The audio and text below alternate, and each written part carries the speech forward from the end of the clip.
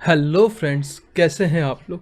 तो आज हम लोग स्टार्ट करने वाले हैं सीएमए इंटर का डायरेक्ट टैक्स और इनडायरेक्ट टैक्स के रिगार्डिंग बैच।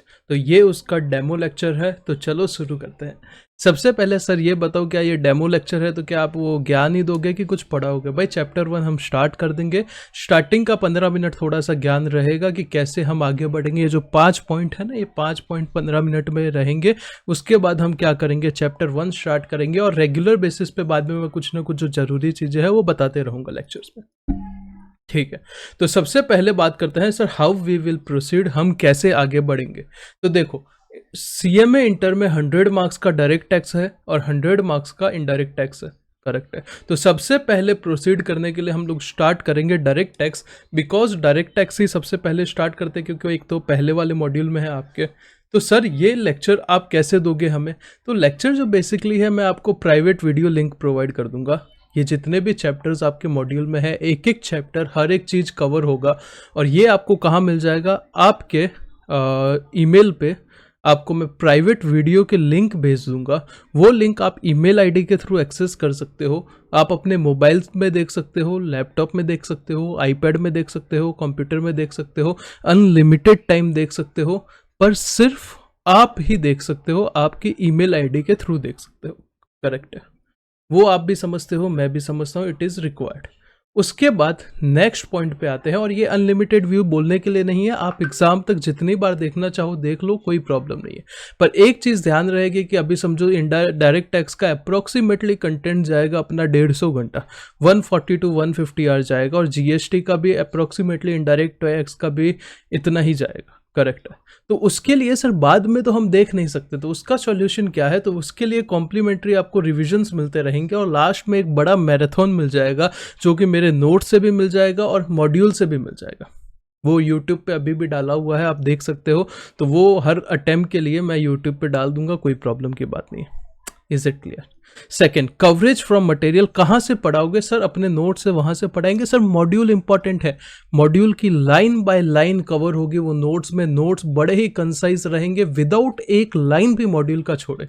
सर ये कैसे पॉसिबल है? क्योंकि मैं भी आपके जितना ही हूँ, मैं अभी सीए फाइनल दे रहा था, तो मैंने काफ़ी हार्डवर्क किया था, और उसके थ्रू मैंने कुछ अपने नोट्स क्रिएट किए हैं, मेहनत करके, बहुत मेहनत करके, जिसकी वजह से वो कंसाइज तो है, पर उसमें से एक लाइन भी मिस नहीं है।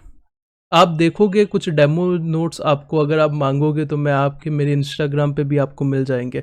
मैं आपको मेल भी कर दूंगा 1-2 चैप्टर के, कोई प्रॉब्लम नहीं। Is it clear? Third point, sir lecture access कैसे करेंगे? जैसे मैंने आपको बताया, प्राइवेट वीडियो लिंक आपको मिलेगी, उसके थ्रू आप क्या कर सकते हो, लेक्चर को क्या कर सकते हो, एक्सेस कर सकते हो, कोई प्रॉब्लम नहीं है। सर हमें क्या करना पड़ेगा? What we are required to do, आप पढ़ा दोगे, उसके बाद हमें क्या करना पड़ेगा? आपको सबसे पहले जितना मैं पढ़ाऊँ, वो किसी भी हालत में ट्राई करना, वीकली बेसिस पे आप रिवाइज कर लो भाई। Revision is the key to success in professional exam. अगर आप प्रोफेशनल एग्जाम में सक्सीड करना चाहते हो, सबसे इंपॉर्टेंट चीज रिवीजन है आपके लिए। अगर आप जितना ज्यादा रिवीजन करोगे ना, उतना आपके अच्छे मार्क्स आएंगे, रैंक के पास चले जाओगे आप। ये देखा गया है और ये सच है भाई। अभी मैंने जब भी अपना फर्स्ट बैच स्टार्ट किया था, तो सीएस एग्जीक्यूटिव में से AIR 2 आया था। नो डाउट वो पूरा का पूरा उसका क्रेडिट है, मेरा कुछ लेना देना नहीं है, क्योंकि मेरे से तो सिर्फ उसने टैक्स पढ़ा था। करेक्ट है, उसकी मेहनत है। बट बोलने की बात यह है कि उसने क्या चीज़ें अपनाई थी, तो उसने रिवीजन बहुत अच्छा किया था। उसको मॉड्यूल अच्छे से पता था, क्या पूछते हैं क्या नहीं पूछते। वो हमेशा मेरे से डाउट डिस्कस करती थी। आपको भी करना पड़ेगा। वो हमेशा, मैंने जितने टेस्ट लिए हैं उसने टेस्ट दिए थे। मैं टेस्ट, सर आप टेस्ट लोगे, 10 से ज़्यादा टेस्ट लूँगा विद इन जितना कोर्स चलेगा, आपको 10 से ज़्यादा टेस्ट अपीयर करने पड़ेंगे। और वो टेस्ट अगर आप अच्छे से दे देते हो तो भाई आप पास हो जाओगे, कोई टेंशन की बात नहीं है।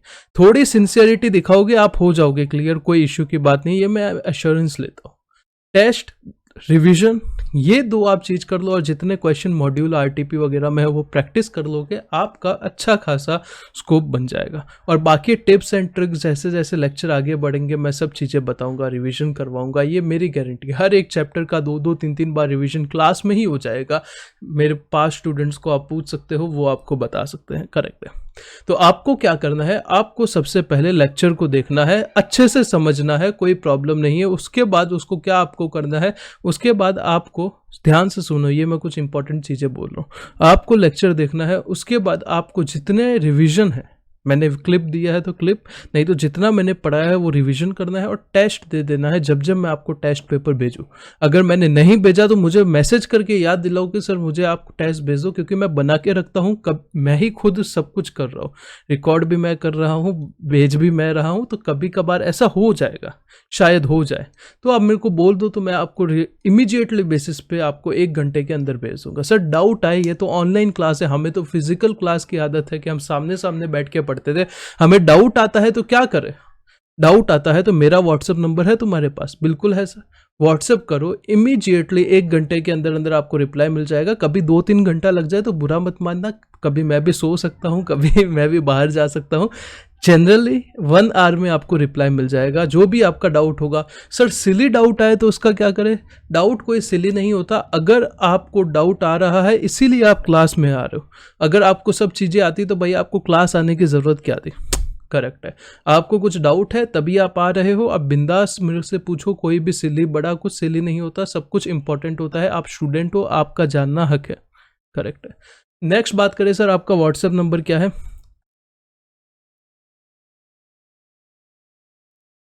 यहाँ पे मैंने अपना नंबर लिखा है 7977387445।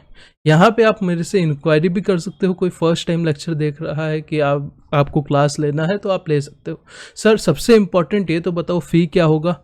फ़ी सबसे रीज़नेबल होगा सर। सबसे रीज़नेबल क्या होता है? सबसे रीज़नेबल फ़ी CMA इंटर का पर सब्जेक्ट डायरेक्ट टैक्स का 2500 है विथ हार्ड कॉपी थ्योरी वाला बुक, और इनडायरेक्ट टैक्स का भी 2500 है। और अगर आप कॉम्बो में लेते हो तो direct tax plus indirect tax दोनों मिला के 4250 में विथ बुक आपको मैं प्रोवाइड करा दूंगा।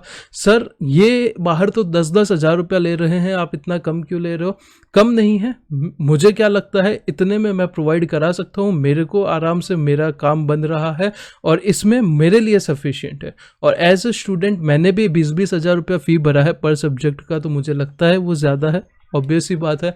और ये मेरे लिए भी सफिशिएंट है और आपके लिए भी ऑब्वियस ही बात है, रीजनेबल है, क्योंकि मैं 200 घंटे के ऊपर का अगर कंटेंट दे रहा हूँ and even I am chartered accountant, तो इतना बनता है। And this is lowest fees for this quality. ये जो क्वालिटी, आप YouTube पे कोई मेरा मैराथन उठा लीजिए, कोई रिवीजन लेक्चर उठा लीजिए, आप क्वालिटी समझ जाओगे। जो रिसेंट वाले अगर आप देखोगे, आपको हर एक चीज़ का इन डेप्थ एनालिसिस मिलने वाला है, हर चीज़ का रिवीजन मिलने वाला है, टेस्ट मिलने वाला है, सब विद इन क्लास।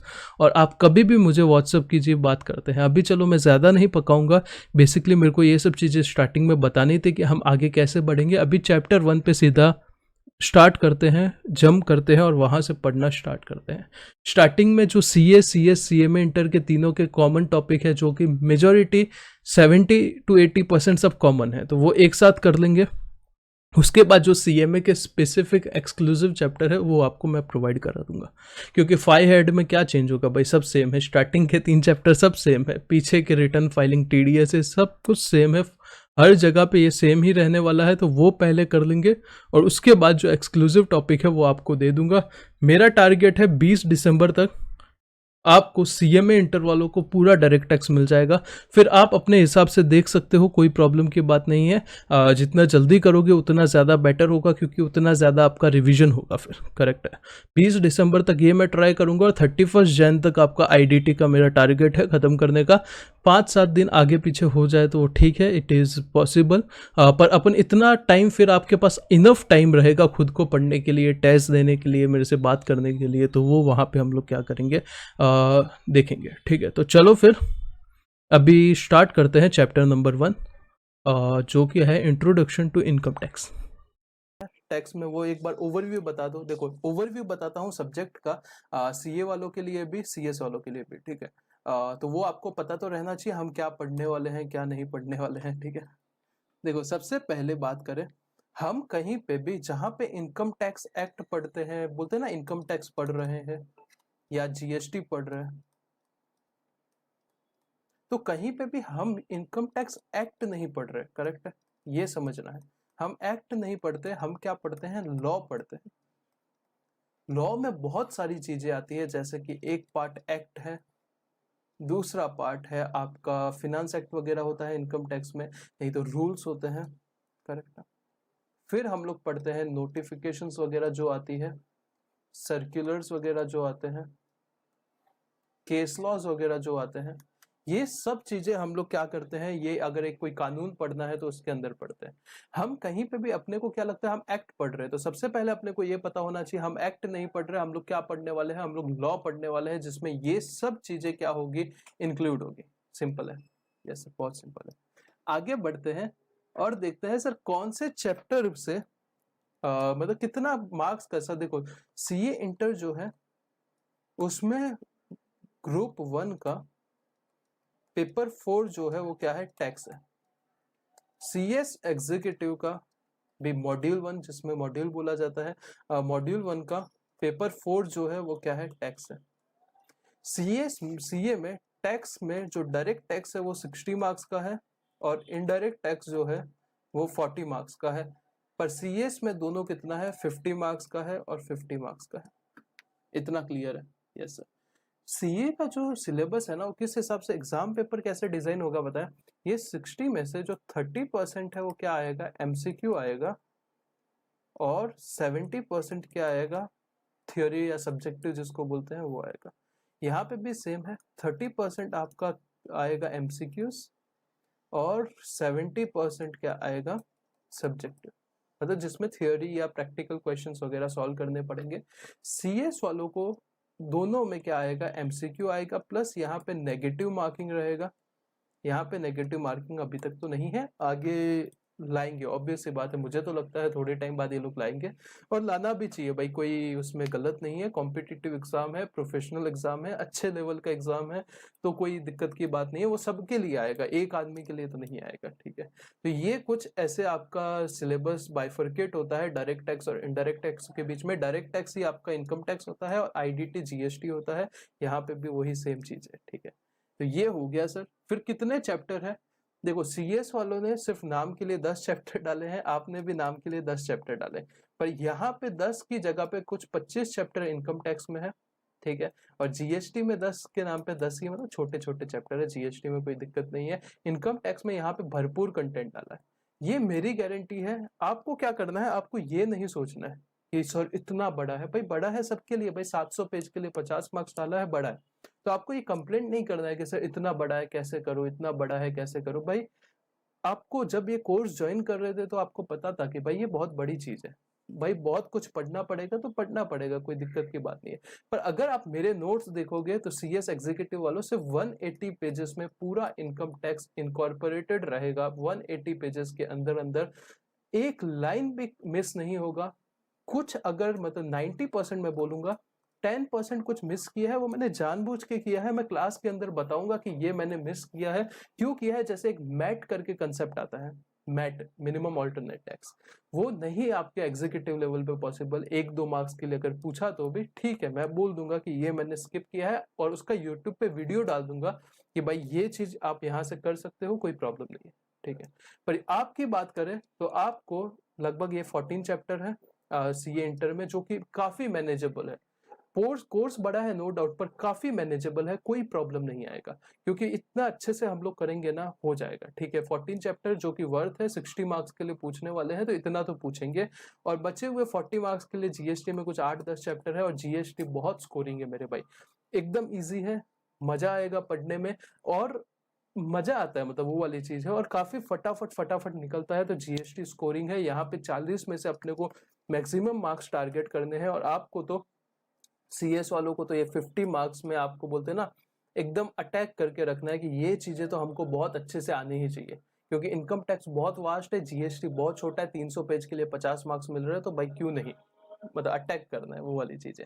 तो ये अपना कुछ कोर्स का बाइफर्केशन मैंने बता दिया, आगे हम लोग इन डिटेल बात करते रहेंगे, जैसे जैसे चैप्टर वाइज स्टार्ट करेंगे तो ये चैप्टर का बाइफर्केशन करेंगे, पास्ट एग्जाम में कितना क्या ट्रेंड रहा है, सब कुछ बात करेंगे, ठीक है। तो यहां तक मैंने कुछ चीजें बताई, अभी मैं स्टार्ट करने वाला हूं इनकम टैक्स का चैप्टर 1, ठीक है, वो स्टार्ट करते हैं।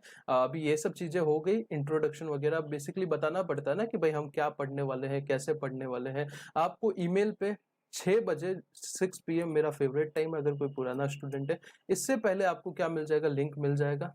लेक्चर्स जैसे जैसे होंगे आपको क्या मिलता रहेगा, लिंक मिलता रहेगा। लेक्चर्स के अनलिमिटेड व्यूज है। देखो लाइव करने जाऊंगा तो मेरे लिए प्रॉब्लम क्या होगा, वो अनलिमिटेड व्यूज नहीं दे पाऊंगा, करेक्ट है। तो मुझे अनलिमिटेड व्यूज देना है, अनलिमिटेड टाइम तक आप देख सकते हो, कोई तकलीफ की बात नहीं है। अगर कोई स्टूडेंट ऐसा भी हुआ है कि चलो किसी का नहीं हुआ, ऑब्वियस सी बात है भाई, जब रिजल्ट 10% आएगा तो 90% तो नहीं होंगे किसी भी रीजन से, तो उनको free of cost amendment lecture मिल जाएगा, कोई प्रॉब्लम की बात नहीं है। तो चलो आगे स्टार्ट करते हैं चैप्टर नंबर 1। अभी बात करते हैं अपने इंट्रोडक्शन के बारे में। My name is CA. CA बोलना जरूरी है भाई, मैं नाम के आगे लगाता नहीं हूँ, बट भाई नहीं तो लोग मानते नहीं, आजकल ऐसा हो गया। CA Mahendra Vohra. Obviously I am a chartered accountant. अभी अभी थोड़े टाइम पहले बना हूँ। टैक्स के हर एक सब्जेक्ट में अभी तक जितना जगह टैक्स पढ़ा है हर जगह एग्जम्पशन आया है। तो आप ये सब्जेक्ट आता है, थोड़ा बोलते हैं ना, एक कोई एक चीज होती है ना जिसमें अपना मन लगता है, वो वाली चीज है। तो भाई हर जगह पे टैक्सेशन में एग्जम्पशन आया है। आपको जैसे बताया अभी तक कितने बहुत सारे, मैंने तो एग्जम्पशन वगैरह वो काउंट भी नहीं करता क्योंकि वो स्टूडेंट्स की मेहनत है। क्योंकि कुछ ऐसे भी तो स्टूडेंट है जिनका नहीं भी हुआ, तो वो देखो रैंक भी आया है, तो भाई रैंक भी स्टूडेंट की मेहनत है। भाई मैं किसी का क्रेडिट खाना नहीं चाहता, पर ये जरूर बोल सकता हूँ कि अगर आप पढ़ोगे, आप मेहनत करोगे तो आपका भी आ जाएगा, उसमें कोई बड़ी बात नहीं है। क्योंकि टीचर का रोल होता है 50%, 50% वो खुद स्टूडेंट का रोल होता है, और रैंक में टीचर का रोल होता है 10%, 90% खुद वो स्टूडेंट का होता है। भाई नहीं तो रैंक नहीं आता, सीधी सीधी बात है, किसी का क्रेडिट नहीं लेना, कुछ नहीं करना। फिर बात करता हूँ सबसे इम्पोर्टेंट ओनली क्लास जो आपको ये एश्योरेंस देता है कि अगर आप जितने भी मैं लेक्चर्स दे रहा हूँ आप देख रहे हो, जितने भी मैं टेस्ट दे रहा हूँ वो आप कर रहे हो, जितने भी मैं आपको रिवीजन सीरीज दे रहा हूँ वो आप 2-3 बार रिवीजन कर रहे हो। Revision series, test series, class, ये सब 2750 में ही है, करेक्ट है, अलग नहीं है। अगर इतना आप कर रहे हो ना, मैं अश्योरेंस देता हूँ, अगर आप नहीं क्लियर होते हो टैक्स में तो मैं पैसा जो है, जो फी मैंने 2750 लिया है वो मैं रिफंड कर दूंगा, खुशी खुशी रिफंड कर दूंगा, कोई दिक्कत की बात नहीं, ठीक है। तो अभी इससे ज्यादा कमिटमेंट कोई टीचर दे नहीं सकता, क्योंकि मुझे ये काम में देखो मजा आता है, सिंपल सी बात है, और ये काम मैं करता हूँ, और इसके लिए मैं खुद बोलता है ना कि रिसर्च बुक बनाना, अभी देखो मैं नया हूँ फिर भी मेरा बहुत अच्छा खासा कंटेंट रेडी है आपके लिए। वो over the period of time evolve होता रहेगा और बढ़ता जाएगा। आपको एक सेक्शन वाइज समरी मिल जाएगा। सेक्शन वाइज समरी क्या होता है लेक्चर के आगे मैं बता दूंगा। हर एक सेक्शन के रिलेटेड मैं आपको 10 पेज के अंदर पूरा डिटेल दे दूंगा, और उस पर सामने स्पेस रहेगा जहां पे आप क्या कर सकते हो, अपने कुछ पॉइंट से जो लिख सकते हो वहां पे, ये आपको मिल जाएगा। फिर क्वेश्चन बैंक के बारे में बात की, चलो ज्यादा बात नहीं करते, बढ़ते हैं आगे, ठीक है। जो बेसिक कंसेप्ट्स है ऑफ इनकम टैक्स आज के लेक्चर में हम लोग क्या करेंगे वो स्टार्ट करेंगे। Basic concepts of income tax, correct. देखो हर चैप्टर को मैंने कुछ पार्ट्स में डिवाइड किया है। पार्ट्स में डिवाइड करने का पर्पस क्या होता है, बहुत अच्छे से चीजें याद रहती है। समझो आपको 50 पेज दे दिए पढ़ने के लिए, अभी ये 50 पेज आप क्या करो, फटाफट पढ़ो, ठीक है। प्रॉब्लम होगा पढ़ने में, सर 50 पेज पढ़ने, उसकी जगह ऐसा बोला जाए कि रोज 5-5 पेज पढ़ो, रोज 5-5 पेजेस पढ़ो। कौन सा बेटर रहेगा सर? रोज 5-5 पेजेस में कैसा रहेगा, आपको बाइफरकेशन मिला रहेगा। देखो कोई बुक रहता है, कोई भी बुक है, समझो फॉर एग्जांपल पहली से फर्स्ट स्टैंडर्ड से लेके अभी तक जितनी आपने बुक्स पढ़ी है, कोई भी बुक में ऐसा क्यों नहीं था कि पूरा कंटेंट एक साथ दे दिया। बुक को क्या किया है, बाइफरकेट किया है, chapter 1, chapter 2, chapter 3, chapter 4, correct है। उसको क्यों किया गया, ताकि इजी हो सके। जितना अपने को छोटी चीजें मिलती है ना पढ़ने को, उतना अपना माइंड ज्यादा बेटर चलता है और उतना ज्यादा हम अच्छे से वो समझ सकते हैं। तो चैप्टर 1 को मैंने उसी पर्पस के हिसाब से 5 पार्ट में डिवाइड किया है, 1, 2, 3, 4 और 5, करेक्ट है। जो पहला पार्ट है उसमें हम लोग क्या सीखेंगे पता है, बहुत ही सिंपल सी चीजें सीखेंगे। टैक्स क्या होता है, इनकम टैक्स लॉ क्या है, ये सब चीजें सीखेंगे, ठीक है। सेकेंड पार्ट में हम लोग सीखने वाले हैं कंप्यूटेशन कैसे होता है, मतलब यहाँ पे कंपटीशन टैक्स रेट वगैरह अभी हाथ नहीं लगाएंगे, वो 5th पार्ट में हाथ लगाएंगे, ये चैप्टर का जो 5th पार्ट आएगा ना उसमें हाथ लगाएंगे। अभी सिर्फ ये सीखेंगे कि कैसे इनकम टैक्स हमें लगाना पड़ता है, मतलब कैसे फ्रेम होता है इनकम टैक्स, ठीक है। वो कहाँ देखेंगे, सेक्शन पार्ट 2 में देखेंगे। पार्ट 3 में हम लोग देखने वाले हैं जो डेफिनेशंस रहती है, बहुत सारी चीजें डिफाइन की रहती है कि इसका मतलब क्या होता है, असेसमेंट का मतलब क्या होता है, असेसी का मतलब क्या होता है, इनकम टैक्स का मतलब क्या होता है, जो भी चीजें हैं बहुत सारी चीजें डिफाइन की रहती है, ये पार्ट 3 में देखेंगे। पार्ट 4 में कुछ मिसलेनियस चीजें डाली हुई है आपके चैप्टर 1 में, वो डिस्कस करेंगे।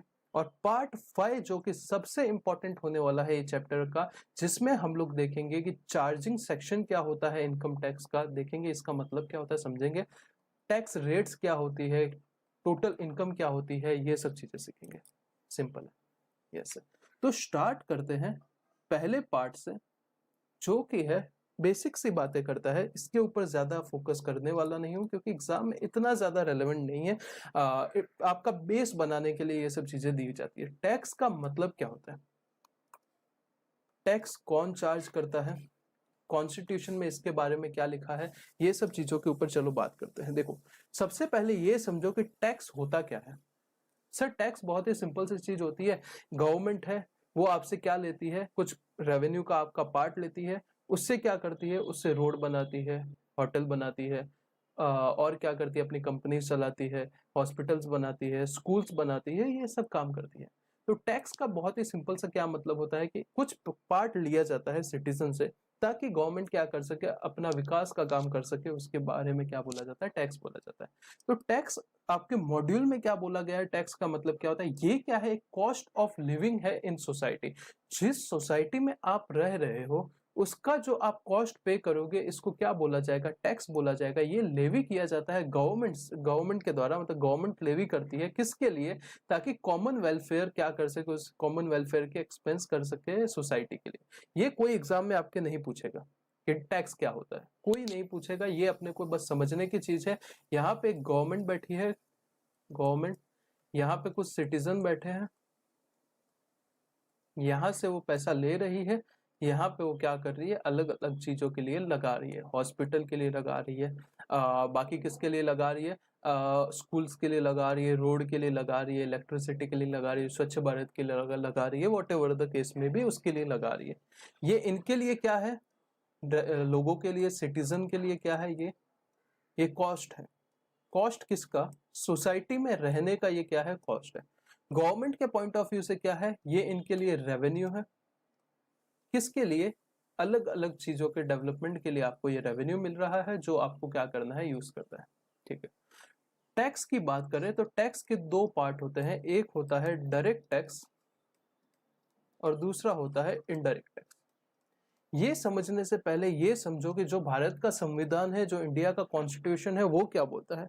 इंडिया के कॉन्स्टिट्यूशन का आर्टिकल 265 है, एक आर्टिकल 265 है जो बोलता है कि इंडिया में कोई तरीके का टैक्स लेवी नहीं हो सकता, कोई तरीके का टैक्स लेवी नहीं हो सकता, अनलेस अथॉरिटी जो है वो क्या करता है, पावर देता है, तो ही क्या होगा, आप कोई तरीके का टैक्स लेवी कर सकते हो।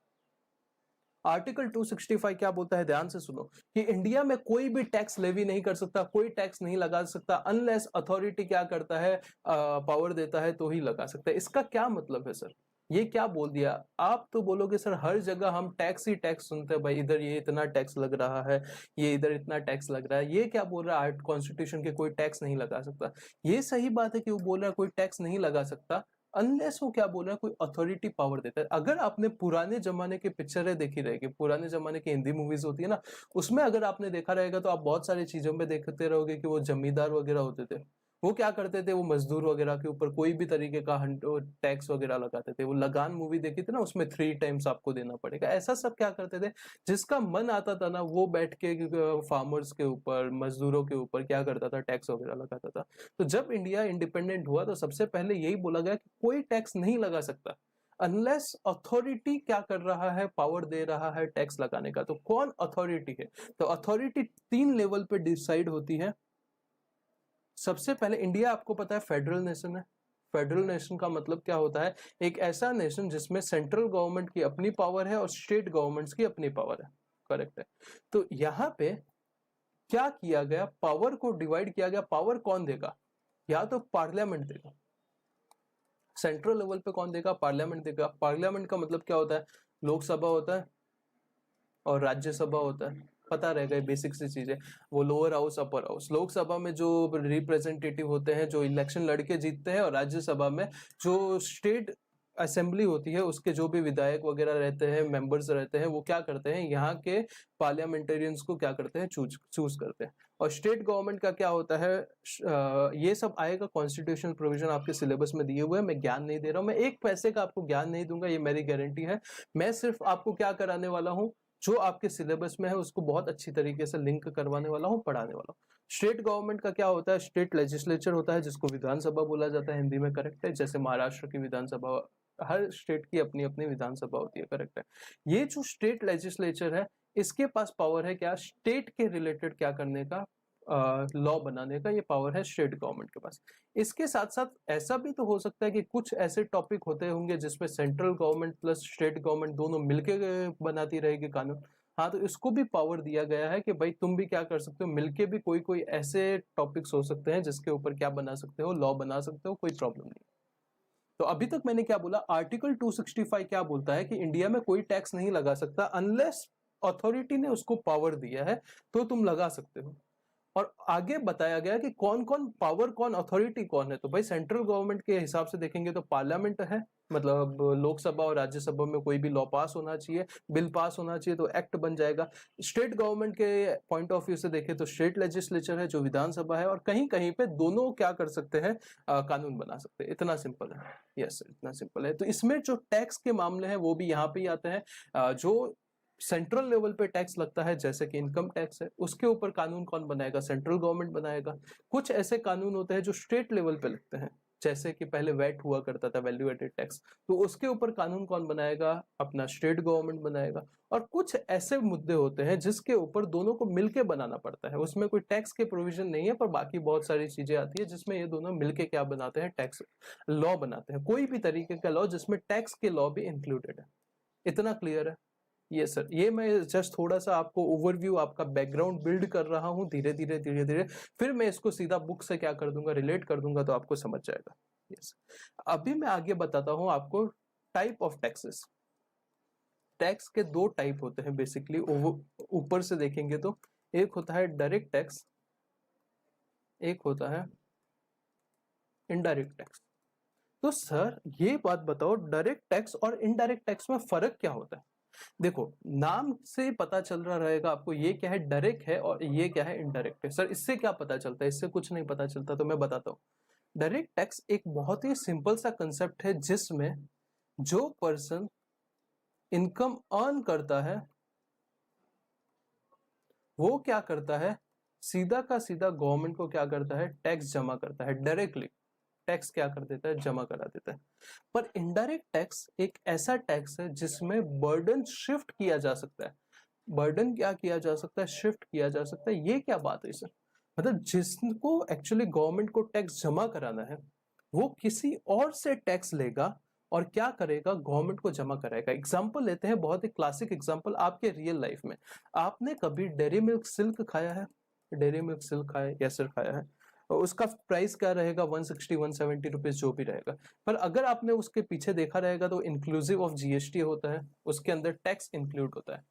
तो मतलब जो 160 प्राइस है उसके अंदर आपने क्या किया है, जो भी 5-10 रुपया टैक्स का कंपोनेंट है वो आपने क्या किया है, जमा कराया है। पर आप किसको जमा करा रहे हो? डेयरी मिल्क वाले को जमा करा रहे हो। आप गवर्नमेंट को जमा नहीं करा रहे हो। ये पैसा गवर्नमेंट को कौन जमा कराएगा? ये गवर्नमेंट को जमा कराएगा वो जो कंपनी वाला है, कोई भी है, शॉपकीपर आगे देगा, ये पास ऑन होता रहता है। जब इनडायरेक्ट टैक्स कराऊंगा बहुत ही इन डिटेल पढ़ेंगे, मतलब 4-5 घंटा तो मैं यही पढ़ाता हूं कि सबसे पहले स्ट्रक्चर समझो इनडायरेक्ट टैक्स का क्या है। पर अभी डायरेक्ट टैक्स में उसको नहीं लाऊंगा, सिर्फ इतना समझो कि आपका पर्सनल एग्जाम्पल बता रहा हूं। आपने क्या किया, आपने पेमेंट किया है सिर्फ सिल्क का, पर उसमें टैक्स का अमाउंट भी दिया है, पर एक्चुअली आप गवर्नमेंट को डायरेक्टली टैक्स जमा करा रहे हो? नहीं, आप इनडायरेक्टली जमा करा रहे हो। आप किसको दे रहे हो? आप दे रहे हो वो शॉपकीपर को। शॉपकीपर क्या करेगा, अपने टैक्स पोर्शन देगा आगे कंपनी को, और कंपनी क्या करेगा, गवर्नमेंट को जमा करा देगा। इतना क्लियर है? यस सर, इतना क्लियर है। तो ये जो है वो इनडायरेक्टली जाता है और ये जो है डायरेक्टली जाता है। ये जो की लाइन है बर्डन शिफ्ट करना, बर्डन शिफ्ट करने का बेनिफिट सिर्फ इनडायरेक्ट टैक्स में ही है और कहीं नहीं है, जिसमें जो जिसको टैक्स भरना है वो अपना बर्डन शिफ्ट कर देता है। और जब आईडीटी कराऊंगा तभी बताऊंगा कि मेन जो टैक्स है गवर्नमेंट का आईडीटी ही है। ये बर्डन शिफ्ट का जो कंसेप्ट है ना, इसकी वजह से क्या लाया गया, डायरेक्ट टैक्स लाया गया, अदरवाइज डायरेक्ट टैक्स की कोई जरूरत नहीं थी। ये बर्डन शिफ्ट की वजह से बहुत लोगों के ऊपर बर्डन आ गया, जिसकी वजह से डायरेक्ट टैक्स लाया गया।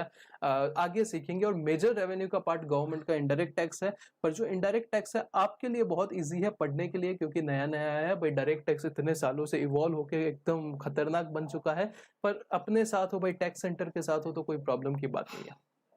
चलो ठीक है। अभी सर डायरेक्ट टैक्स के एग्जाम्पल की बात कर रहे हैं, तो पहला है जो मैंने बताया इनकम टैक्स। एक एग्जाम्पल है डायरेक्ट टैक्स का। इसमें समझो अगर मैं सैलरी अर्न कर रहा हूं, मेरा साल का 12 लाख रुपया फॉर एग्जांपल सैलरी है, इसके ऊपर जो भी what ever amount of tax आएगा वो मैं क्या करूंगा, सीधा का सीधा क्या करूंगा, गवर्नमेंट को जमा करा दूंगा। एक और एग्जांपल लेते हैं black money act, black money law. मतलब इसमें ऐसा है कि ये सीए फाइनल में जब आओगे या प्रोफेशनल में आओगे तब आप पढ़ोगे कि अगर आप फॉरेन में अनडिस्क्लोज इनकम रखते हो या कुछ अनडिस्क्लोज असेट रखते हो, मतलब ऐसा असेट या ऐसा इनकम जो आपने दिखाया नहीं है गवर्नमेंट को, ये नरेंद्र मोदी गवर्नमेंट लेके आई थी, तो आपको सीधा सीधा उसके ऊपर 30% टैक्स, 300% पेनल्टी, ऐसा सब कुछ टैक्स लगेगा। ठीक है, ये कुछ एग्जाम्पल है। पहले वेल्थ टैक्स हुआ करता था, वेल्थ टैक्स, जो कि आज के टाइम पे वो जैसे ही नरेंद्र मोदी गवर्नमेंट आई थी उसने अबॉलिश कर दिया था। वेल्थ टैक्स नहीं लगेगा, मतलब जो आपके पास एक्यूमुलेशन है, जो अपनी आपकी वेल्थ है, उसके ऊपर टैक्स लगता था। अभी की बात करें, इनडायरेक्ट टैक्सेस के एग्जांपल की बात करें, तो सबसे पहले क्या होता था, देखो पहले एक ड्यूटी था एक्साइज ड्यूटी जो लगता था। अगर आप कोई चीज मैन्युफैक्चर करते हो तो उसके ऊपर एक्साइज लगता था। फिर जब सेल करते हो वो चीज तो उसके ऊपर सीएसटी या फिर वैट लगता था। ये क्या होता है, जब इनडायरेक्ट टैक्स कराऊंगा तब एक एक चीज के ऊपर अच्छे से अपन इंटरप्रिटेशन करेंगे, कोई दिक्कत नहीं है। सीएसटी या वैट लगता था। फिर कोई सर्विस देते थे तो सर्विस टैक्स लगता था। इंपोर्ट एक्सपोर्ट करते हो तो कस्टम लगता है, वो अभी भी लगता है। ये सब चीजों को मर्ज करके अभी क्या लगा दिया है, जीएसटी लगा दिया है। कुछ कुछ जगह पे ये एक्साइज वैट वगैरह लगता है अभी तक, बहुत 1 2 4 प्रोडक्ट के ऊपर। बाकी सब जगह पे अभी क्या लगता है, जीएसटी लगता है। तो ये सब कुछ एग्जाम्पल्स है, किसके एग्जाम्पल है, इनडायरेक्ट टैक्स के एग्जाम्पल है। सिंपल है। तो अभी तक हम लोग ने क्या पढ़ा,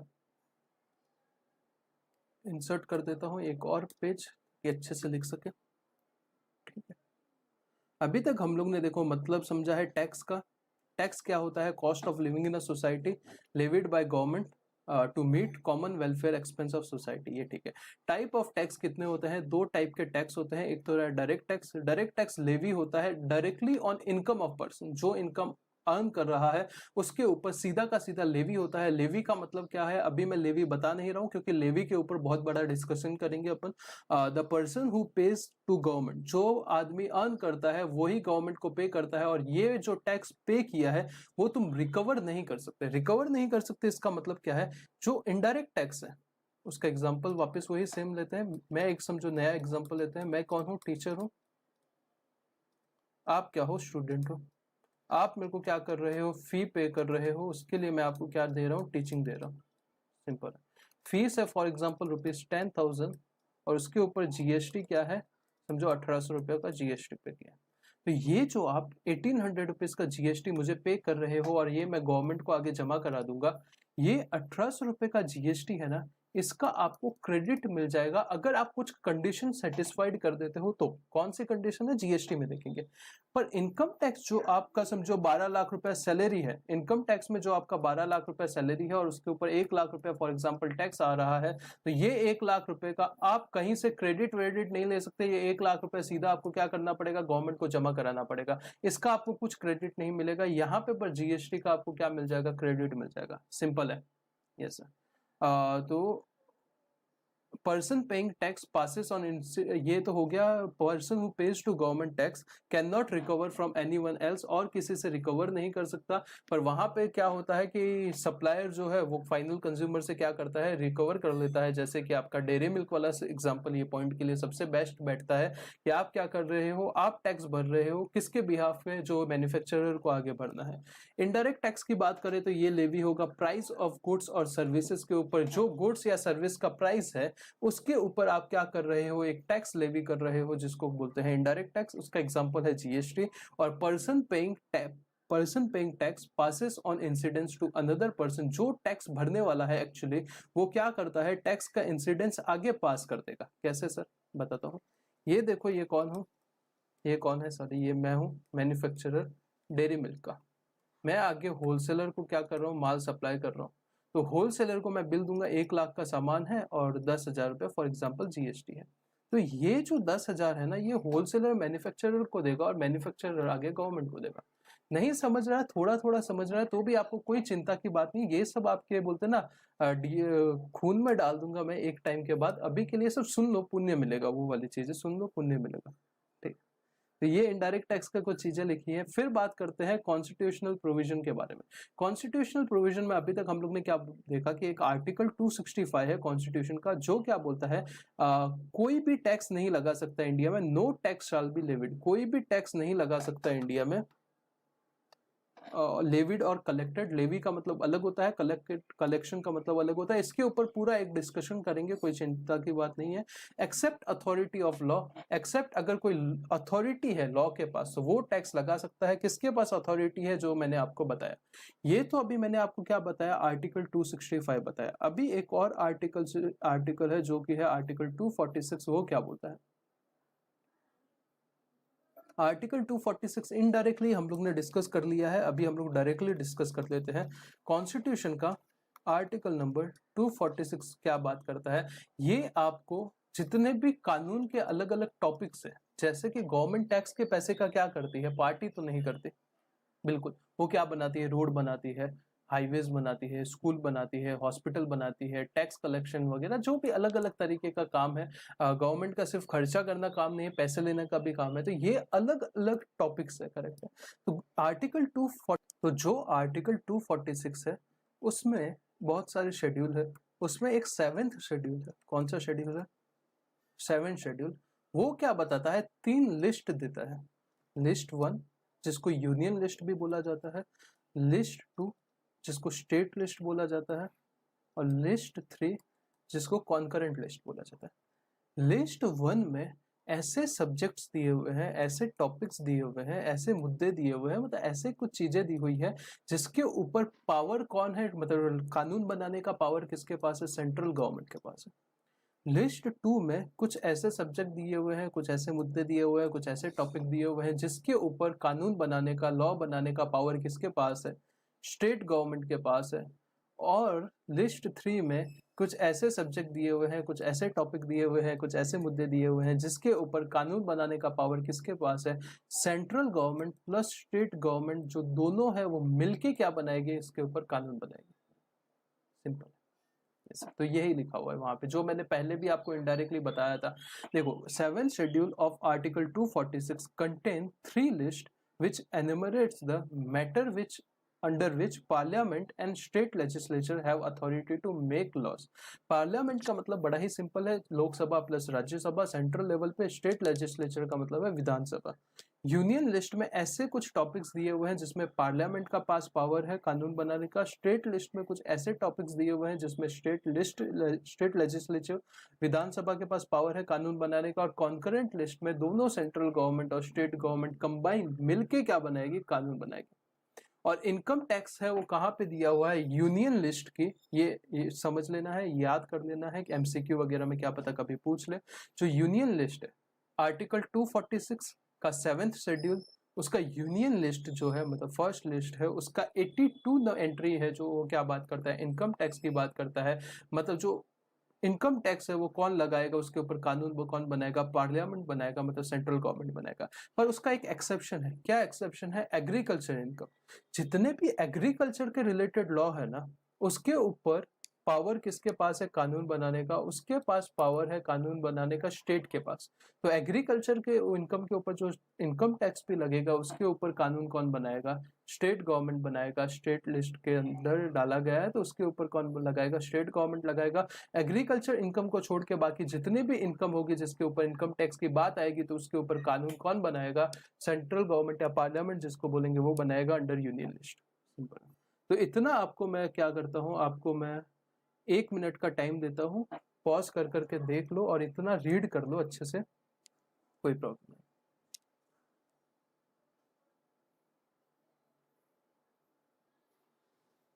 ये अच्छे से रीड कर लेना, क्या पता एमसीक्यू वगैरह में कभी पूछ लेते हैं। आपके मॉड्यूल की हर लाइन कवर है, जब मैराथन डालूंगा तब आप देख सकते हो जाएगा। ये मेरा रील बच गया, मैंने मोबाइल लिया था।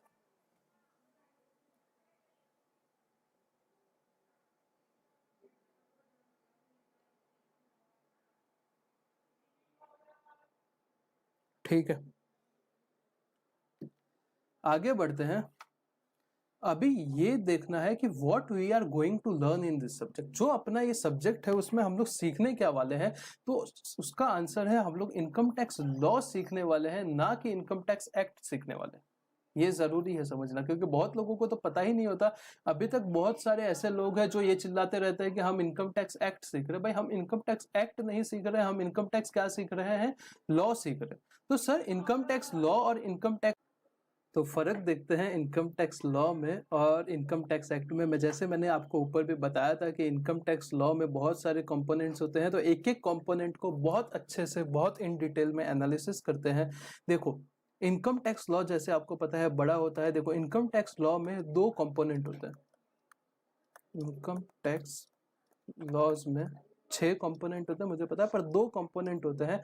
पहला 3 बड़े कंपोनेंट हैं, याद करने के लिए बता रहा हूं, और दूसरा 3 छोटे कंपोनेंट है। छोटे इन सेंस की वैल्यू कम नहीं है, अपने याद करने के लिए छोटे कंपोनेंट है। 3 बड़े में सबसे पहला है इनकम टैक्स एक्ट 1961, दूसरा है फिनांस एक्ट, तीसरा है आपका इनकम टैक्स एक्ट हो गया, फिनांस एक्ट हो गया, और इनकम टैक्स रूल्स। ये 3 क्या है, बड़े कंपोनेंट है। छोटे कंपोनेंट में सबसे पहला छोटा कंपोनेंट है सर्कुलर्स, दूसरा छोटा कंपोनेंट है नोटिफिकेशंस, सबका मतलब समझेंगे, टेंशन मतलब, और तीसरा छोटा कंपोनेंट है आपका केस लॉस। तो सबसे पहले आते हैं बड़े कंपोनेंट का। सबसे बड़ा कंपोनेंट जो कि अपने को पढ़ना है वो है इनकम टैक्स एक्ट 1961। सर पता कैसे चलेगा इसका मतलब क्या होता है? तो खुद अगर आप इनकम टैक्स एक्ट पढ़ोगे, बेयर एक्ट पढ़ोगे, तो उसका जो सेक्शन 1 है, सेक्शन 1 ऑफ इनकम टैक्स 1961, वो बात करता है 3 चीजों के बारे में। कितनी चीजों के बारे में? 3 चीजों के बारे में, जिसमें पहली चीज है शॉर्ट टाइटल, दूसरी चीज है कमेंसमेंट, और तीसरी चीज है एक्सटेंट।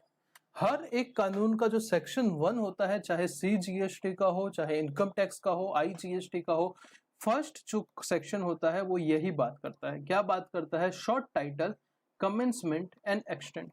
शॉर्ट टाइटल का मतलब क्या है? ये बोल रहा है कि इनकम टैक्स एक्ट का शॉर्ट टाइटल क्या है। तो जो यहाँ पे ऊपर लिखा है ना, यही है इनकम टैक्स एक्ट 1961। ये क्या है? शॉर्ट टाइटल है। कमेंसमेंट, कब से स्टार्ट हुआ ये इनकम टैक्स लगना? तो ये वाला एक्ट चालू हुआ 1 अप्रैल 1962 से।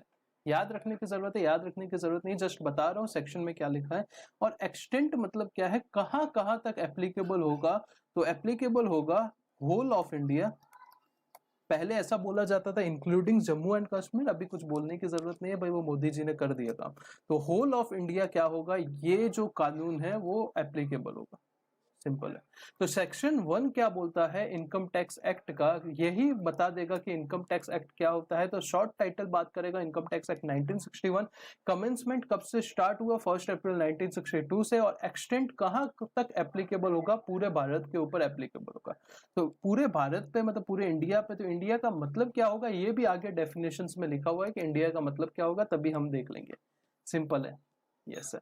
तो ये हो गया पहला चीज, पहला कंपोनेंट इनकम टैक्स एक्ट का, इनकम टैक्स एक्ट 1961, जो भी अपने को पूरा आगे सिलेबस में पढ़ना है, अच्छे से पढ़ना है। सेकेंड कंपोनेंट है finance act, annual finance act जिसको बोला जाता है। हर साल फिनांस एक्ट आता है। ये क्या होता है सर? आपको पता है बजट आता है 1 फेब के दिन, बजट आता है। वो निर्मला सीतारमन जी जो फिनांस मिनिस्टर है वो फिनांस बिल लेके आती है। बजट जब होता है तो वो क्या लेके आती है? फिनांस मिनिस्टर जो भी इंडिया का रहेगा वो फिनांस बिल लेके आएगा। क्या आएगा? Finance bill.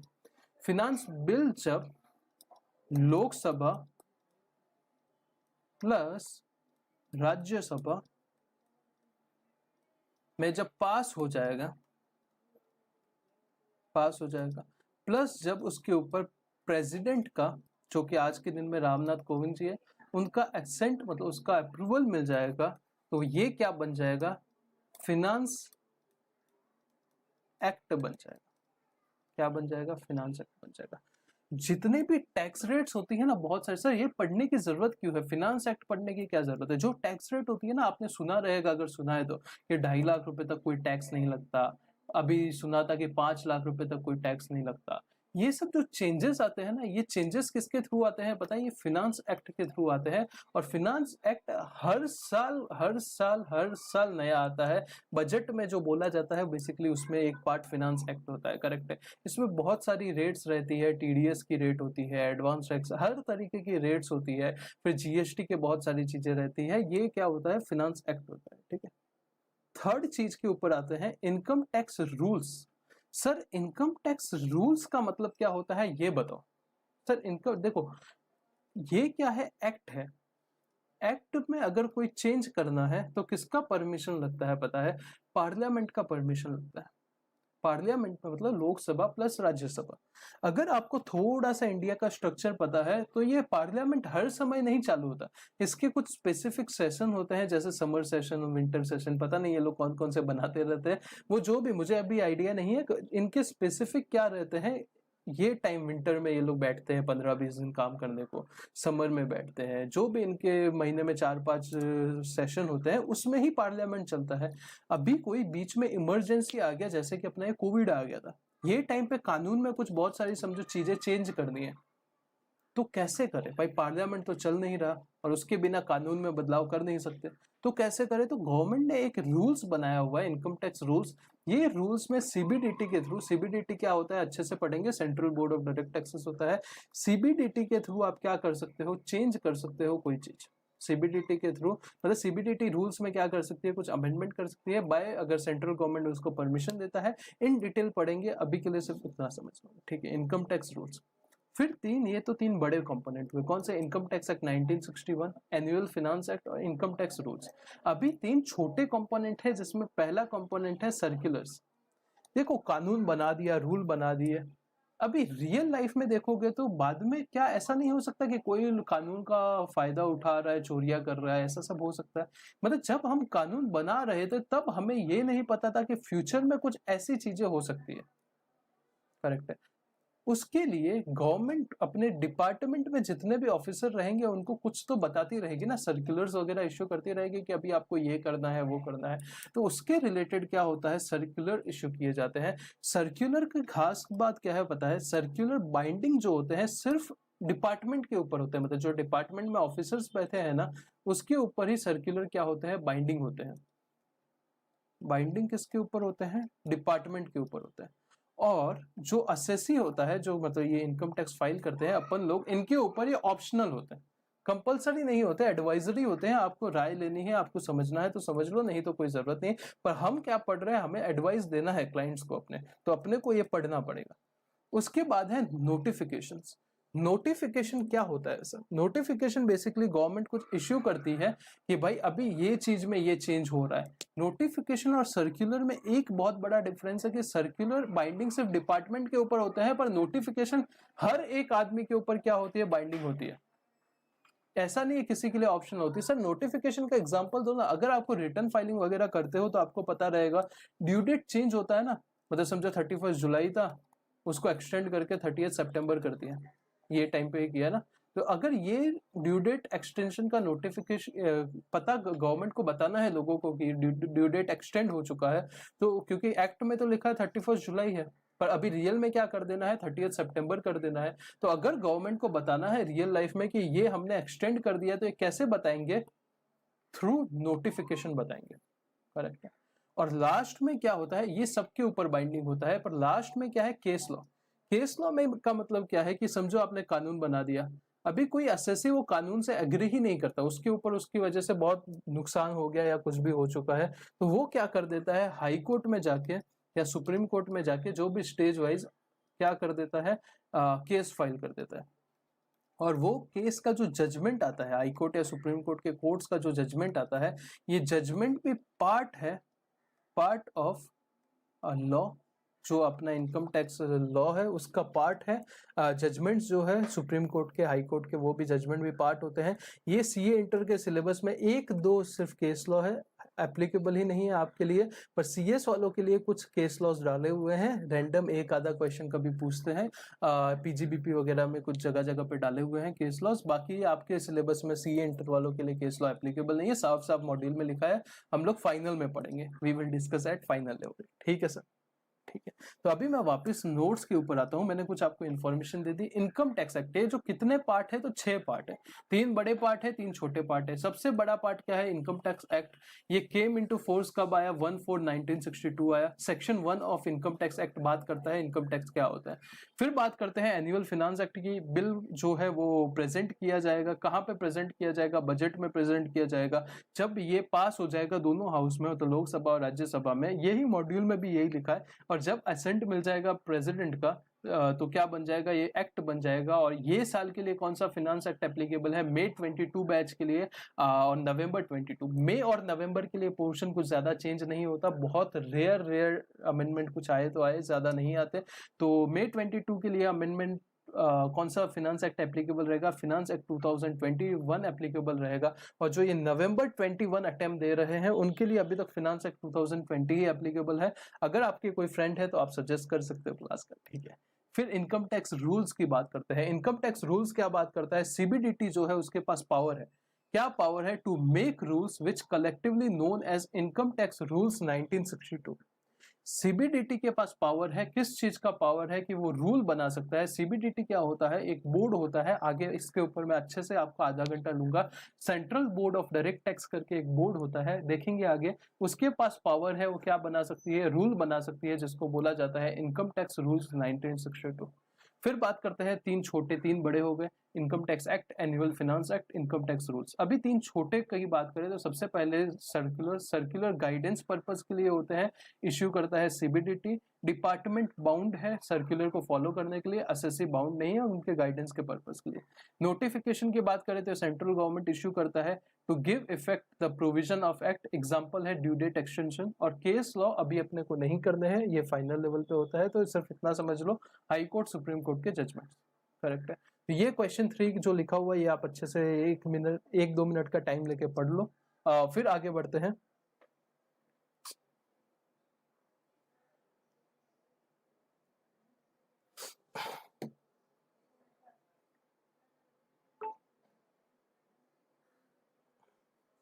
ओके, 4 टर्म के बारे में सीखते हैं।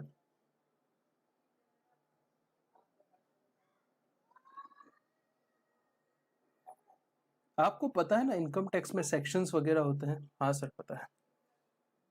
देखो 4 टर्म है, अगर कोई कानून पढ़ना है तो बेसिक इतनी चीजें आपको पता होनी चाहिए बेसिक लेवल पे।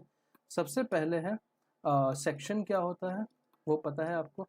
तो सेक्शन के अंदर बहुत सारी ऐसी चीजें होती है, आगे बता दो, जिनको कहीं पे सबसेक्शन बोला जाता है, कहीं पे क्लॉज बोला जाता है। तो इनके बीच में डिफरेंस क्या है वो सीखते हैं। और प्रोवाइजो का मतलब क्या होता है, और एक्सप्लेनेशन का मतलब क्या होता है। प्रोवाइजो का मतलब क्या होता है और एक्सप्लेनेशन का मतलब क्या होता है, ये सीखते हैं।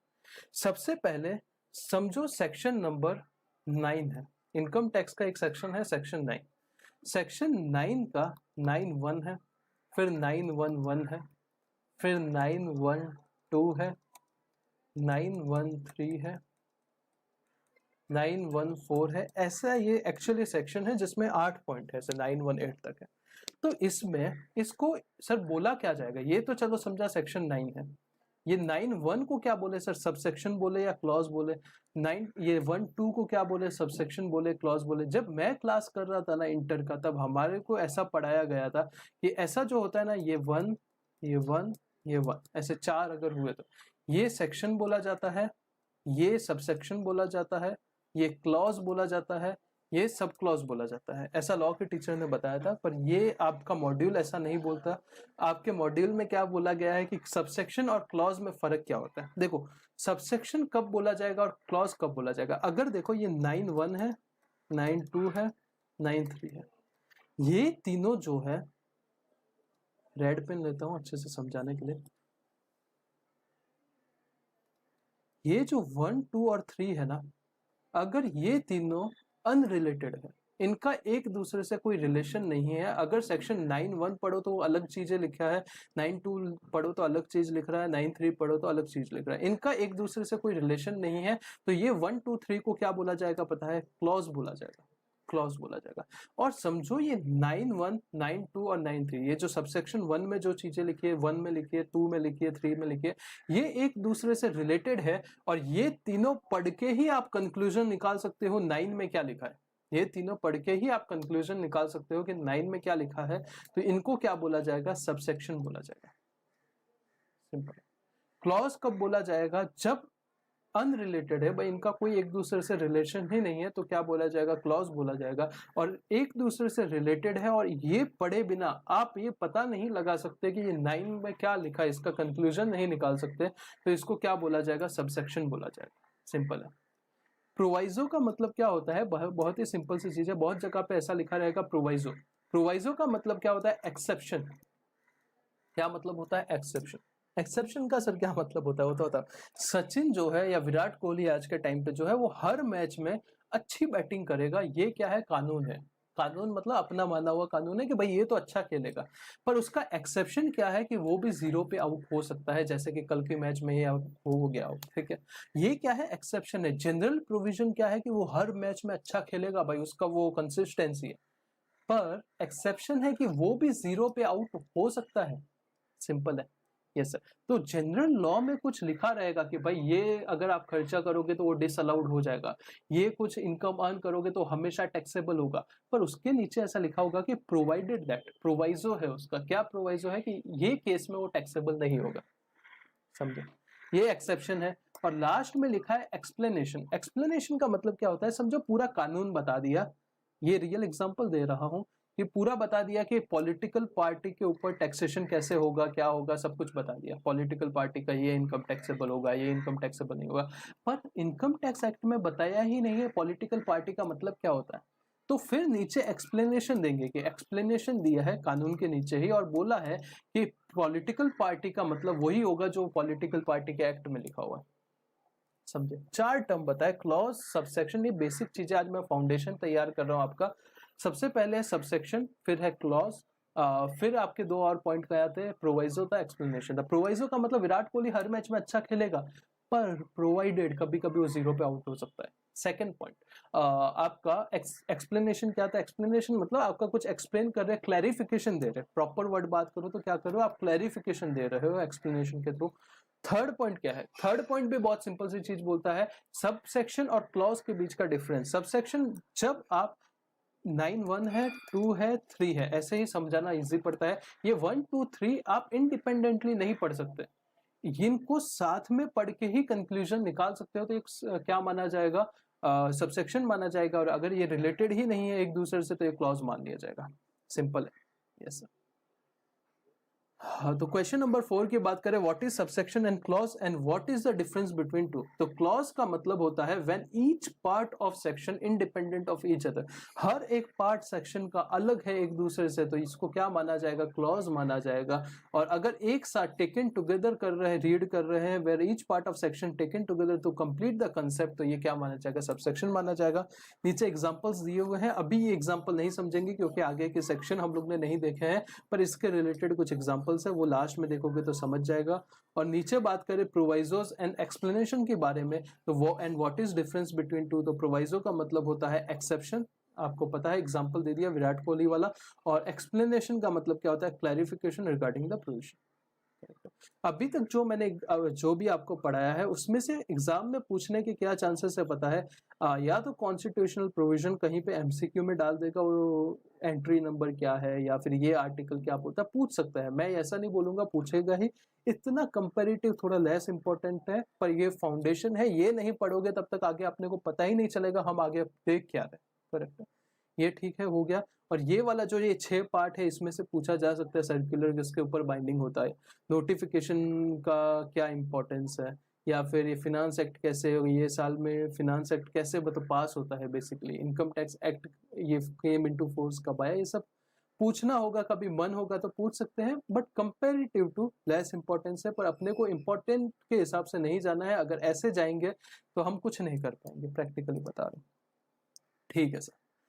अभी आगे आते हैं, पार्ट 1 अपना हो गया, जो कि हम लोग ने क्या देखा, इनकम टैक्स का पार्ट 1, इनकम टैक्स लॉ के बारे में हम लोग को पढ़ना क्या है आगे उसके बारे में देखा। अभी मैं आता हूं पार्ट 2 के बारे में, और ये लेक्चर पार्ट 2 के बाद में स्टार्टिंग में थोड़े छोटे लेक्चर रखो, आराम से चिल मार के पढ़ो, धीरे धीरे लेक्चर का साइज बहुत बड़ा हो जाएगा, ठीक है। पार्ट 2 बात करता है computation of income tax liability. अभी कंप्यूटेशन नहीं करना, अभी सिर्फ समझना है कि कैसे कंप्यूटेशन आगे होने वाला है, समझ रहे हो। जितने भी इसमें पॉइंट्स लिखे हैं आपके मॉड्यूल के ऊपर मैं आके आपको बताऊंगा, वो आगे आने वाले सब चैप्टर्स है, उसका शॉर्ट इंट्रोडक्शन बोलते हैं ना, वो शॉर्ट इंट्रोडक्शन दिया हुआ है। सबसे पहले बात करते हैं इनकम टैक्स।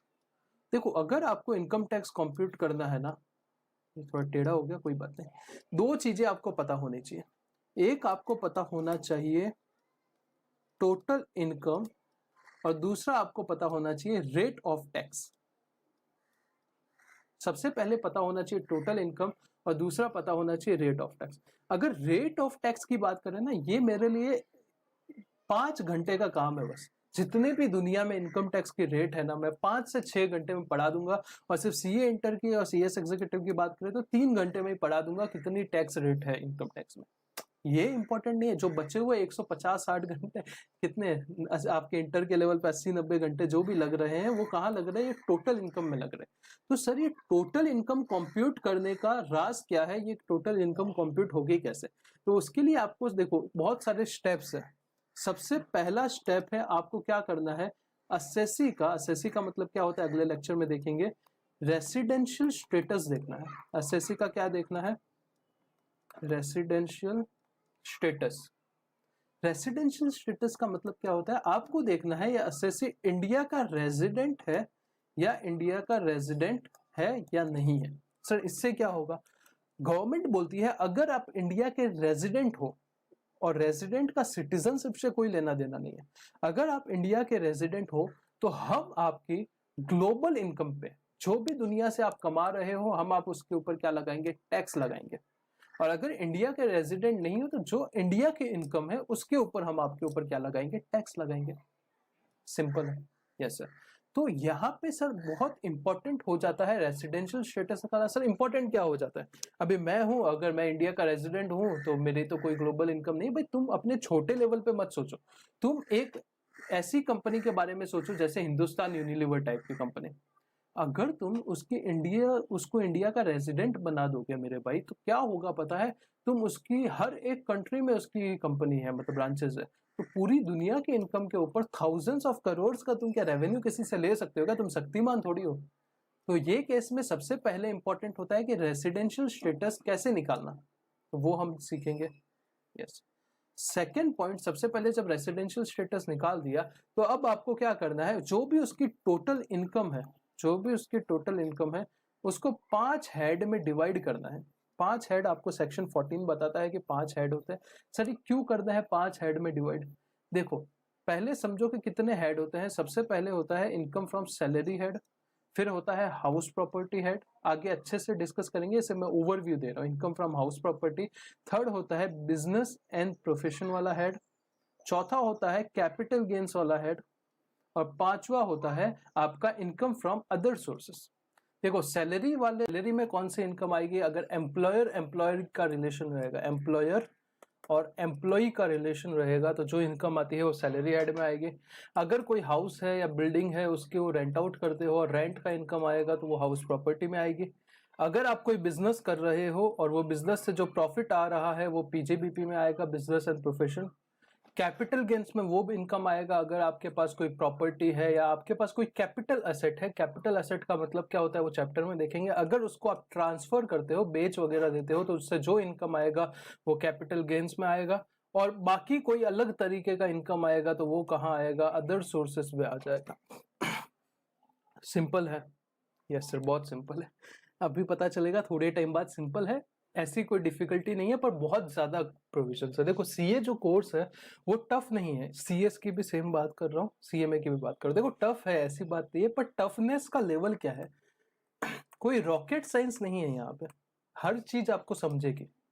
एक ही चीज का प्रॉब्लम है कि इसकी जो वास्ट है ना, जो इसका सिलेबस है इतना वास्ट है, इतना बड़ा है कि अपने को पढ़ने में अपनी हालत खराब हो जाती है। तो उसके लिए अपन प्रॉपर गाइडेंस के साथ पढ़ेंगे तो सीए में इतना टफ नहीं है, सीए सीए में जो भी है सबको सेम ही एक तरीके के कोर्स है, इतने टफ नहीं है। टफ कैसे बन जाते हैं, उसके सिलेबस की वजह से बन जाते हैं, करेक्ट, बहुत ज्यादा पढ़ना पड़ता है। ठीक है, ये 5 हेड में आप इनकम क्लासिफाई क्यों कर रहे हो सर, ये बताओ ना। एक तरीके का इनकम है, आपका इनकम है, सीधा सीधा टैक्स लगा के माफ करो यार, इतना हार्ड क्यों बना दिया। उसका लॉजिक है, देखो ये है मिस्टर महेंद्र, ये भी है मिस्टर महेंद्र, सेम आदमी है, दो अलग अलग सिचुएशन है। पहली सिचुएशन है ये जॉब कर रहा है, दूसरी सिचुएशन है ये बिजनेस कर रहा है। समझो ये जब जॉब करेगा, इसको पूरे साल का सैलरी मिला है जो कि इसका इनकम है, कितना मिला है सर, 12 लाख रुपए मिला है। ठीक है, दूसरे सिनेरियो में इसको जो इनकम मिला है बेसिकली इसका सेल्स हुआ है, करेक्ट है, जो बिजनेस कर रहा है सेल्स भी 12 लाख का हुआ है। तो क्या सर ये 12 लाख रुपए पे आप सेम टैक्स, समझो टैक्स का रेट 30% है, इस पे भी 30% लगा दोगे और इसके भी ऊपर 30% लगा दोगे, इज इट पॉसिबल। मन से बताओ, अगर आप बिजनेस कर रहे हो और आपने पूरे साल में सेल किया है 12 लाख रुपए का, और आप जॉब कर रहे हो और आपने सैलरी अर्न किया है पूरे साल का 12 लाख, तो क्या सेम टैक्स रेट लग सकता है क्या, नहीं लग सकता। उसका रीजन क्या है बताता हूं। देखो सैलरी अर्न करने के लिए आपने खर्चा कुछ अर्न इनकर नहीं किया, पर अगर 12 लाख का सेल्स किया है, शायद ऐसा हो सकता है 7-8 लाख का तो परचेस ही किया हो, उसके ऊपर 1-2 लाख रुपए का लाइट बिल वगैरह भर दिया हो, 1-2 लाख रुपए का ट्रांसपोर्टेशन का खर्चा हो गया हो, 2-3 लाख रुपए का सैलरी वगैरह दिया हो एम्प्लॉय को, हो सकता है आपने एक्चुअली प्रॉफिट नहीं लॉस किया हो, और ये 12 लाख रुपए के ऊपर आप कैसे 30% टैक्स लगा सकते हो। पर यहां पे लगा सकते हो क्योंकि ये सीधा सैलरी का इनकम है, इसीलिए अलग अलग टाइप के इनकम को अलग अलग तरीके से डिवाइड करना है, क्लासिफाई करना है, और उसके बाद उसके जो हेड के प्रोविजन है वो लगाने के बाद फिर ग्रॉस टोटल इनकम के ऊपर आना है। क्या ग्रॉस टोटल इनकम, क्या बोला बताता हूँ, शांति रखो। तो सबसे पहले आपने क्या किया, रेसिडेंशियल स्टेटस निकाल दिया, उसके बाद आपने क्लासिफाई किया इनकम को 5 हेड में। अभी जो इनकम आपका 5 हेड में क्लासिफाई हो गया है उसको क्या करो, वो हेड के हिसाब से क्या कर दो, कंप्यूट कर दो। मतलब वो हेड में बहुत सारी चीजें दिखी हुई है कि इतना अलाउड होगा, इतना डिसअलाउड होगा, उस हिसाब से कंप्यूट कर दो, कर दिया। अभी क्या करना है, ध्यान से सुनो। अभी आपको एक क्लबिंग करके प्रोविजन होता है और एक प्रोविजन होता है set of and carry forward, ये प्रोविजन लगा दो अभी इसके ऊपर। क्लबिंग का मतलब क्या सर, पार्टी करना है क्या, पार्टी वाला क्लबिंग नहीं। क्लबिंग का मतलब क्या है, किसी और का इनकम आपके हाथ में क्या कर रहे हैं, हम क्लब कर रहे हैं। ऐसा क्यों कर रहे हैं सर, उसका लॉजिक बड़ा ही सिंपल है। समझो आप हो मिस्टर एम, आपका इनकम है 5 लाख रुपए साल का, और आपकी वाइफ है 8 लाख है, ठीक है, आपकी वाइफ है, उसका इनकम है फॉर एग्जांपल 0।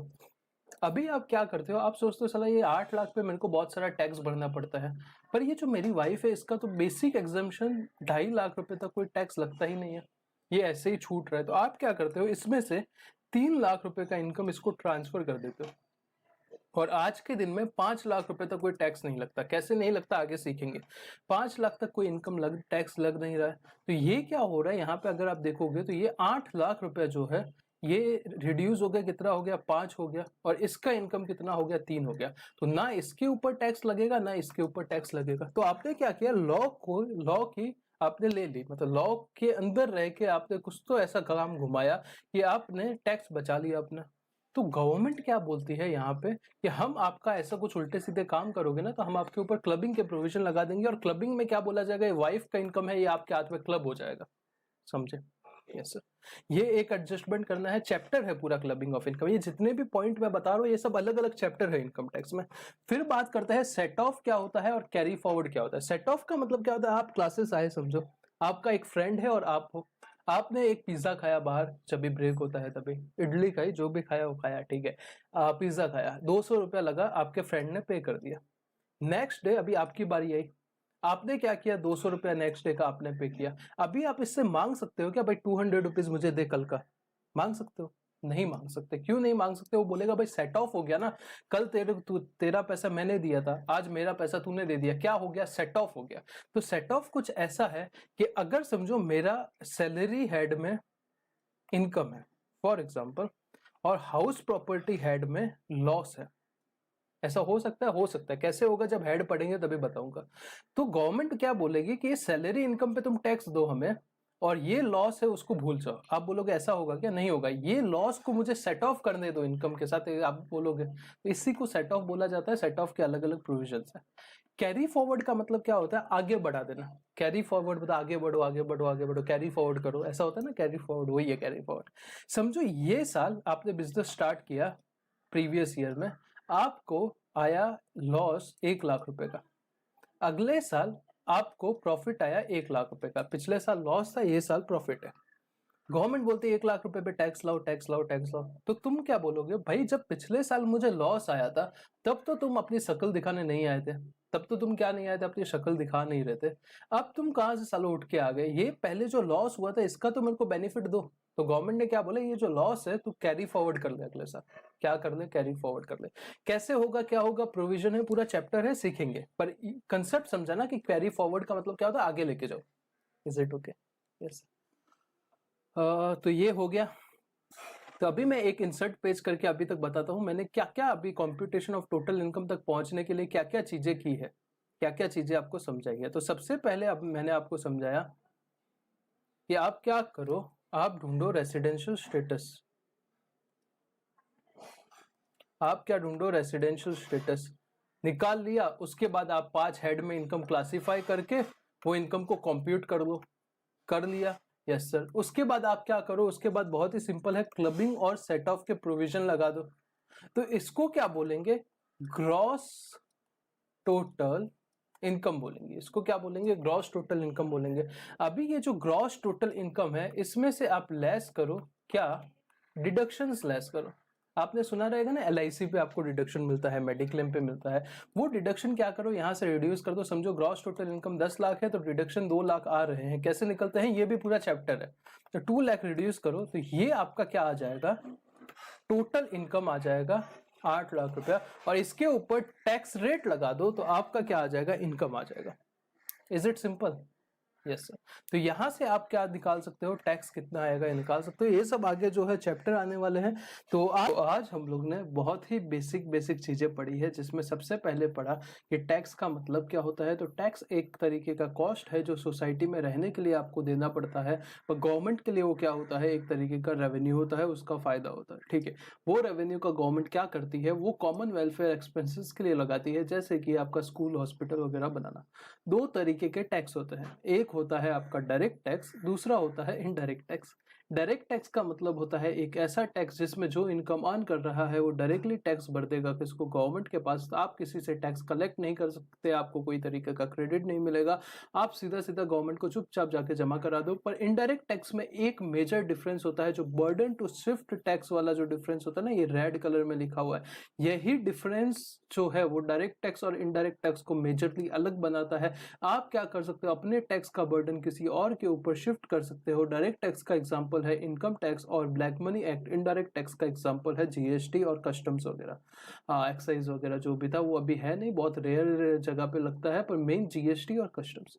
फिर बात करते हैं कॉन्स्टिट्यूशन क्या बोलता है टैक्स लगाने के बारे में। आर्टिकल 265 बोलता है कि दुनिया में कोई टैक्स नहीं लगा सकता, और इंडिया में कोई टैक्स नहीं लगा सकता एक्सेप्ट अगर अथॉरिटी ने उसको पावर दिया हुआ है। अथॉरिटी मतलब क्या है, अगर फिर उसके नीचे आर्टिकल 246 बोलता है कि आपको 3 लिस्ट दी हुई है 7th शेड्यूल में, जो बताएगी कि कौन से टॉपिक पे ऊपर किसकी अथॉरिटी है कानून बनाने की। तो अथॉरिटी यहां से पता चलता है। तो यूनियन लिस्ट दी हुई है जिसमें अथॉरिटी है पार्लियामेंट की, मतलब सेंट्रल गवर्नमेंट, लोक लोकसभा और राज्यसभा जो बोलते हैं ना, पार्लियामेंट की अथॉरिटी है। स्टेट लिस्ट में किसकी अथॉरिटी है, आपके स्टेट गवर्नमेंट की अथॉरिटी है, स्टेट लेजिस्लेचर की अथॉरिटी है। और कॉन्करेंट लिस्ट में दोनों मिलकर कानून बनाएंगे।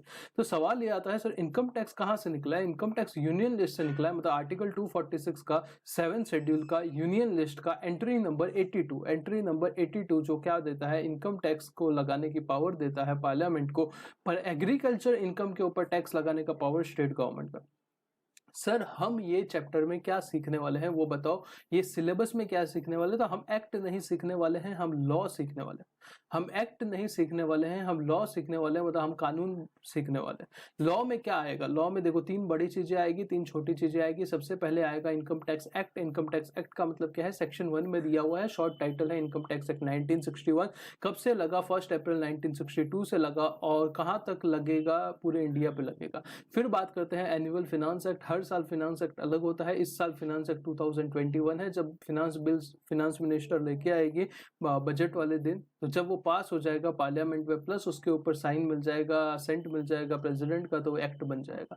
इनकम टैक्स की बात करें तो इनकम टैक्स रूल्स क्या बात करता है सर? इनकम टैक्स रूल्स बात करता है सीबीडीटी के पास पावर है, जब पार्लियामेंट फंक्शन में नहीं रहेगा तो क्या करेगी? रूल्स डाल सकती है।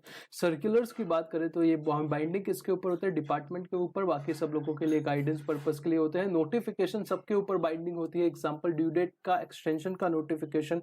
और केस लॉ की बात करें तो वो हाई कोर्ट सुप्रीम कोर्ट के जजमेंट को भी लॉ का ही दर्जा दिया हुआ है बेसिकली, तो वो भी क्या माना जाएगा? पार्ट हो जाएगा। बाद में क्वेश्चन नंबर 4 बात करते हैं what is subsection and clause, what is difference between to. Clause और सबसेक्शन में क्या डिफरेंस है सर? देखो 911, 91, 92, 93 अगर ऐसा सेक्शन है, 1, 2, 3 इंडिपेंडेंट है, उनका कोई एक दूसरे से लेना देना नहीं हो, क्लॉज बोला जाएगा। अगर तीनों मिलके एक सेक्शन पढ़ा जाएगा तो सबसेक्शन बोला जाएगा। सर प्रोवाइजो का मतलब क्या होता है? एक्सेप्शन होता है, विराट कोहली हर मैच में अच्छा खेलेगा, एक्सेप्ट कभी कभी नहीं खेलेगा। एक्सप्लेनेशन क्लैरिफिकेशन की बात करता है। फिर पार्ट 2 के ऊपर आते हैं। पार्ट 2 में बात किया गया है कि टोटल इनकम का कंप्यूटेशन कैसे होगा, उसकी स्टेप क्या है। तो सबसे पहले रेसिडेंशियल स्टेटस निकाल दो, ये याद नहीं करना, सोचना भी मत याद करने का, ये याद नहीं करना, एग्जाम में नहीं पूछेगा क्या है स्टेप्स। भाई ये आपके मॉड्यूल में दिया हुआ है, मैं बताऊंगा एज इट इज, मैंने यहाँ पे अपने छोटा करके लिख दिया है, ये एग्जाम में नहीं पूछेगा। स्टेप्स क्या है भाई? बहुत ही बेसिक सी चीज है। सबसे पहले रेसिडेंशियल स्टेटस निकाल दो, उसके बाद इनकम जो भी है उसकी क्लासीफाई कर दो 5 अलग अलग हेड में। फिर क्या करना है? हर एक हेड का अलग कंप्यूटेशन कर देना है। उसके बाद क्लबिंग का एडजस्टमेंट कर देना है, सेट ऑफ का एडजस्टमेंट कर देना है, कैरी फॉरवर्ड का कर देना है। जो आएगा उसको ग्रॉस टोटल इनकम बोलेंगे, उसमें से डिडक्शन लेस कर देना है, आपका टोटल इनकम आ जाएगा, नेट टोटल इनकम आ जाएगा। उसमें आपको क्या कर देना है? उसमें बेसिकली लेस कर देना है चैप्टर 6A के डिडक्शन। तो अगर मैं यहां पे बात करूं तो आप कैसे करोगे? देखो सबसे पहले समझो मिस्टर महेंद्र है, एक सेकंड,